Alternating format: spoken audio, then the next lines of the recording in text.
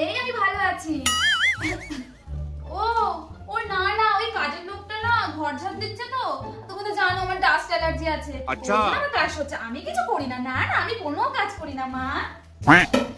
হ্যাঁ মা বলো। ও শব্দ হচ্ছে?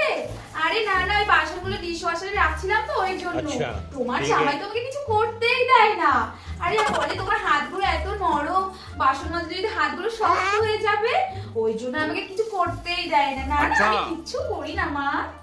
হ্যাঁ মা বলো। ও একটু পার্লারে এসেছিলাম চুলটাকে স্ট্রেট করতে। তোমার জামাই বললো আমাকে নাকি চুল স্ট্রেট করলে খুব সুন্দর লাগবে, ওই জন্য একটু পার্লারে এসেছিলাম। হ্যাঁ হ্যাঁ হ্যাঁ ঠিক আছে। হ্যাঁ মা বলো। আরে এত শপিং করেছি যে হাত ফাঁকাই ছিল না, ওই জন্য একটু ঢাকা করে হাতটা, তারপরে তোমার ফোনটা রিসিভ করলাম। অনেক শপিং করেছি গো মা।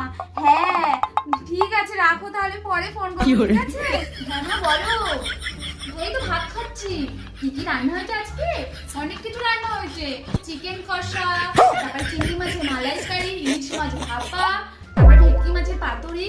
আর তুমি তো জানো আমি চিকেন খেতে একদম ভালোবাসি না, ওই জন্য তোমার জামাই মাটন এনেছিল, ওই মাটনের কষা দিয়ে এখন ভাত খাচ্ছি। হ্যাঁ খুব ভালো ভালো হচ্ছে। ঠিক আছে রাখো, আমি খেয়ে নিই।